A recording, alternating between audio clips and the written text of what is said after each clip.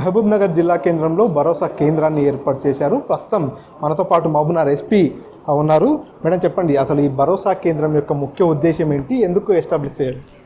ఈ భరోసా కేంద్రం ముఖ్యంగా మనకు ఉమెన్ సేఫ్టీ వింగ్ నుంచి ఇది ఆపరేట్ అవుతుంది.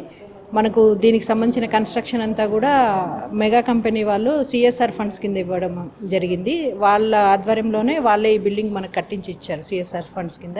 ఉమెన్ సేఫ్టీ వింగ్ నుంచి మనకు ఇక్కడికి మొత్తం స్టాఫ్ను రిక్రూట్ చేస్తారు. కౌన్సిలర్స్ కావచ్చు, సపోర్ట్ స్టాఫ్ కావచ్చు, కంప్లీట్గా టోటల్ టీం అంతా కూడా మనకు ఉమెన్ సేఫ్టీ వింగ్ సిఐడి నుంచి వస్తారు.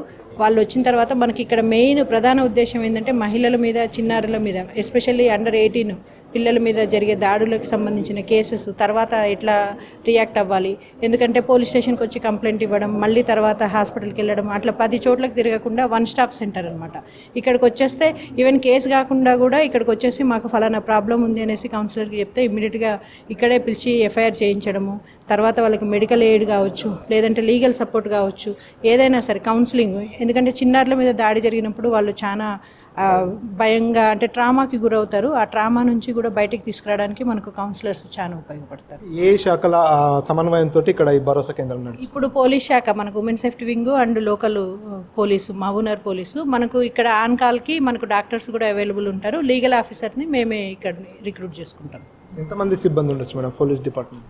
మనకు ఒక 10 మెంబర్స్ స్టాఫ్ ఉంటారు. లోకల్ నుంచి మనకు ఎస్ఐ, ఉమెన్ ఎస్ఐ ఒకళ్ళు ఇన్ఛార్జ్గా ఉంటారు.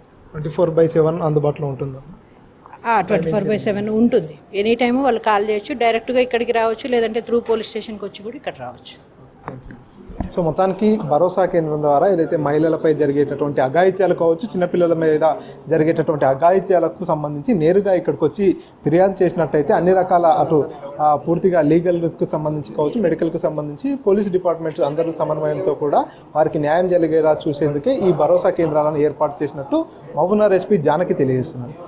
పర్సన్ నర్సింగ్ రెడ్డితో మణికంఠ, RTV, మహబూబ్నగర్ నుంచి. మరిన్ని వీడియోస్ కోసం ఛానల్ ని సబ్స్క్రైబ్ చేయండి. లేటెస్ట్ అప్డేట్స్ కోసం వాట్సాప్ ఛానల్ ని ఫాలో అవ్వండి. ఆ లింక్ డిస్క్రిప్షన్ లో ఉంది.